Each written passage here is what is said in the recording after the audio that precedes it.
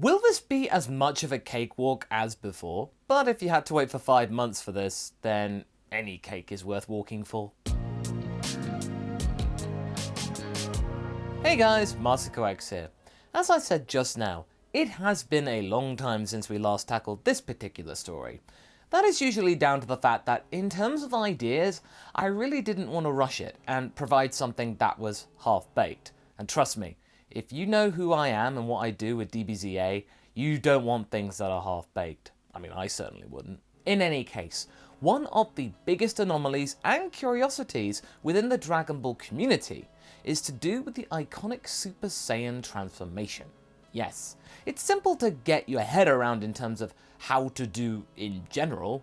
Pure, raw emotion is what's required, and that's mostly anger-based, and screaming yourself hoarse for about 10 plus seconds or so at a time. However, despite the premise being quite clear-cut, one instance of this didn't happen the way that we thought it would, based on what we know. We all know Goku did it on Namek, that's a given, it's obvious, but why didn't Gohan do the same thing, when his mentor Piccolo was at risk for a second time? Similar parameters. Well, that's a little too obvious, as I will remind you. Gohan's ability to get angry quickly at the most inconvenient of times is pretty notable within the entire franchise. It's kind of a trope. And for ages, people thought that what if these boosts didn't just flash up every now and again and then sputter out, but were the instigators into Gohan actually achieving the Super Saiyan power out of chance. Just it appears randomly. So instead of us having this happen during Namek, I thought we would take this one step further, or further back, and have this begin during the Saiyan saga, when Piccolo succumbed for the first time.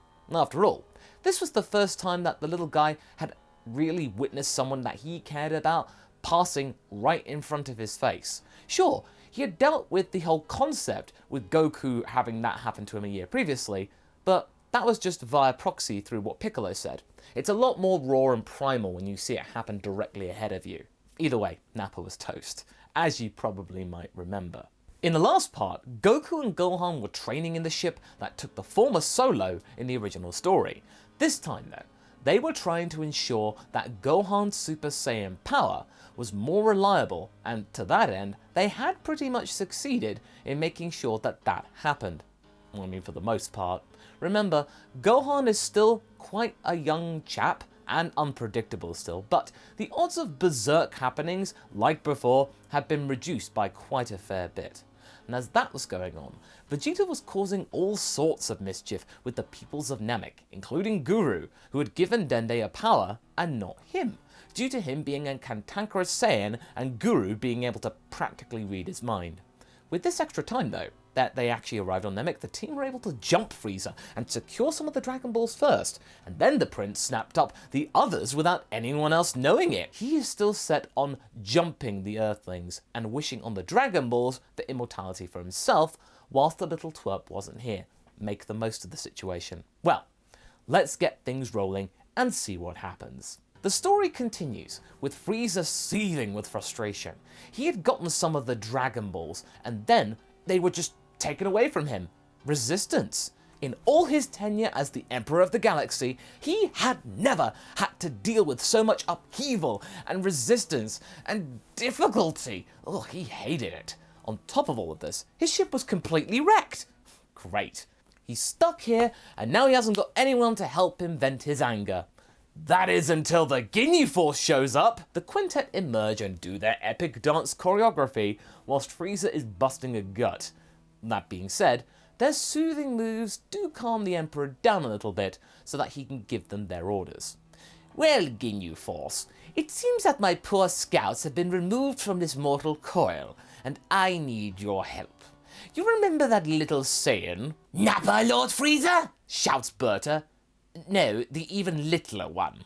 Ginyu affirms this as being Vegeta, and the gang are more than ready to put that loudmouth to rest. Goldo especially was very keen to get his own back on him, as you may know. No dog treats in sight here. Speaking of Vegeta, he has arrived back at the base, with the Dragon Balls in tow. The gang are surprised to see them, and Krillin is overjoyed, as well as feeling very satisfied. Well, I guess we didn't need Gohan or Goku after all. Well, it's kind of a shame that they missed out on all the action. Vegeta can see right through this fake bravado, but he doesn't care, since they now have the balls right here, and Frieza doesn't. That's right. Kakarot and his golden boy were useless in this. I am the true hero of this day. Now you, green one, get the other balls, and let's get this over with. Dende, who is trying to pretend that he wasn't there, is really not wanting this to happen. But he has some kind of idea forming, based on something that he'd heard earlier from Guru. Sure enough, the orbs are unearthed, the ones that were buried, and placed outside the base, with the other ones that Vegeta got, with Dende taking as much time as possible to get things prepared. Vegeta is getting more and more impatient as the little one is dawdling unnecessarily. He snaps, and then shouts at the top of his lungs. We haven't got all day, you oaf! Hurry up with the wishing already, or else you will be wishing that you had never been born! Dende gets a little nervous, but Krillin, buoyed by the team's completion against a strong Emperor, defends Dende and looks sternly at Vegeta. Listen, you! If it weren't for Dende here, we would have had no means to talk to the dragon. If you get rid of him, we will just have decorative paperweights until Frieza finds us and destroys us all. Then how will you feel? Oh wait, you won't be able to feel because you'll be destroyed like the rest of us. So back off, please. Vegeta scowls at this impetuous gesture, but fine. He's made his point anyway. As Dende makes the order to summon Porunga, Vegeta stops him. He can sense two powers landing close by. And since he's only just begun to discover the power of being able to sense energy, he's not sure who these two are, but Krillin does. It's Goku and Gohan!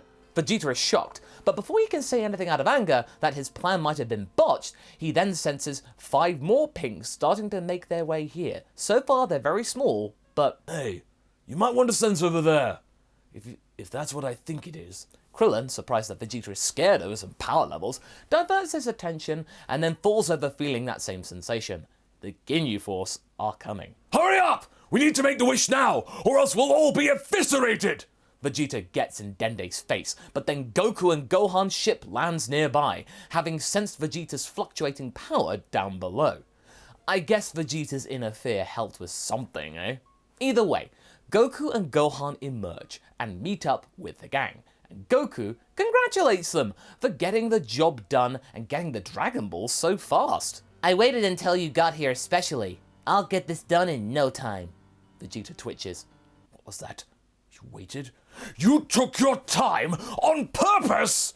Vegeta picks up Dende out of anger. He had been tricked into thinking that this whole thing required a lot of time, but no, it was a ruse. He prepares a power blast in his free hand, ready to destroy Dende, but before he can unleash his anger, Goku rushes the prince and grabs Dende out of his grasp. That's enough!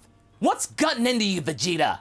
Dende, who's now greatly relieved that Goku is here, blabs the whole thing that Guru had read Vegeta's mind and what he'd been planning to do. To get immortality, to betray the group before skipping the planet and leaving everyone else to deal with Frieza. Gohan, who is shocked by this, walks up to Vegeta and gives him an angry glare. I thought you were our friend. Vegeta knows what this kid can do, and since he's now been rumbled, there's nothing he can do, but then he realizes that his actions were also witnessed by someone else. Bulma. The relationship they had been forming seemingly shattered. I can't believe you've done this, Vegeta. You were gonna wipe us out when you got what you wanted? You disgust me. I thought we had something, but I don't date schemers. Bulma then spits in his face and walks away. Dende then reminds everyone the balls need to be activated still, but before they can do so, the Ginyu Force arrive. However, if you think they are actually going to be a problem for our heroes, think again. After all, Goku is in the 6 figures here, pre-Kaioken, Vegeta is pretty strong too, and he's also got a lot of emotional weight to take off his shoulders, and the Ginyu Force are completely and utterly torn apart by the 2 Saiyans, with Gohan then stepping in at the last second. I mean, it took him a while to focus on transforming and being able to power up, he's still learning, against Ginyu to then send a message. He powers up to Super Saiyan, Gohan, and his power is so vast, it causes Ginyu's scouter to explode. So these rumors, they were true! Lord Frieza was right! However, Ginyu doesn't get a chance to change his bodies because Gohan's Masenko is so strong it utterly vaporizes the captain. Vegeta hadn't seen the power of this up close before, what with the additional training now, and he regrets ever trying to usurp these two. Such power.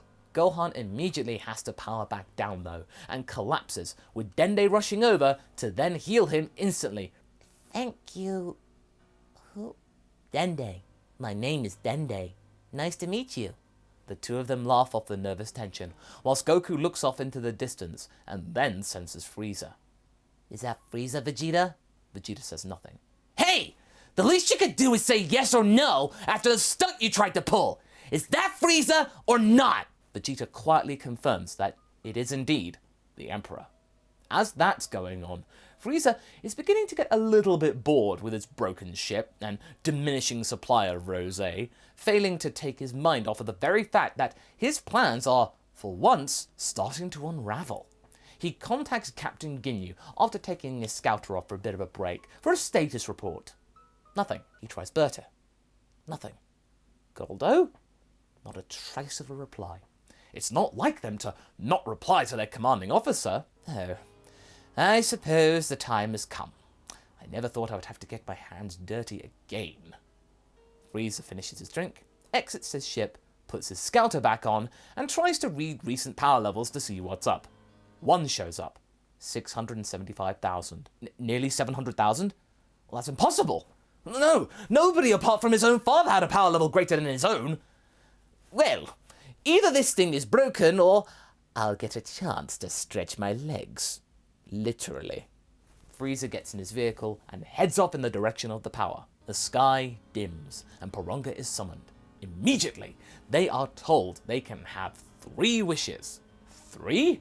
Well, okay. Their first wish is to bring Piccolo back to life, and therefore Kami, and thusly the Earth Dragon Balls can be restored to then bring everyone else back. The second wish is then used to bring Piccolo here to Namek, and the Namekian finds himself on the planet indeed, confused and bewildered. He is then guided by a voice in his ear. Welcome, stranger. I sense great confusion in your mind. Come this way, and I shall enlighten you. Piccolo, who can sense Gohan here, chooses not to interfere with that, and instead chooses to follow the voice. Granted, he's pleased to see the kid is okay, but he's got company, and also, if he can find out more about these Namekians, then that matters more to him right now. After all, he is still all Piccolo Jr. right now. He hasn't fused with anyone yet and kind of mellowed out. The third wish is about to be said, but then they can sense Frieza is about to arrive, and frantically, Vegeta gets the idea of telling Dende to wish for all of their power to be restored to them, saving precious sensu beans and time. Dende gobbles the wish, Porunga grants it, and Gohan, Krillin, Goku, and Vegeta's energy is brought up to 100%, and the 3 Saiyans get a free Zenkai boost out of it. They feel fantastic, and this kind of power boost, it feels a lot different than usual. Maybe that's due to the fact that perhaps it came about from not being pummeled around like a rag doll. I'm sure that makes a noticeable difference when you get your energy back. But this is pushed out of their minds as Frieza appears before them in his personal hovercraft. I will be taking that dragon, thank you very much. Frieza looks up at Porunga, still swirling above them. Now, who is the one that does the wish granting around here? You there, you're green. Grant me immortality, would you? Be so kind. And then could also someone tell me who exactly had a power level of 675,000? It's been burning me up inside, something awful. Frieza is about to get a nasty bit of news though. Porunga gives his farewell speech in Namekian, and then the orbs rise up off the ground and then disperse across the planet. There was his chance gone. Frieza tries to hold his composure. What just happened? Goku tells Frieza that the Dragon Balls are gone. They've turned to stones now. Frieza begins to seethe with anger, so much so that he completely tears apart his vehicle and emerges from the explosion looking mad with fury. Oh, I'm going to enjoy tearing you urchins to bits. You will regret the feeble choice you made this day. And that's where we're going to be leaving things right now. So what do you guys think? How do you think Frieza will handle all these different powers? Will Vegeta be able to do anything to try and redeem himself with the Dragon Team? Leave a comment below and let's get this discussion going. And I shall see you in the next video. Catch you later.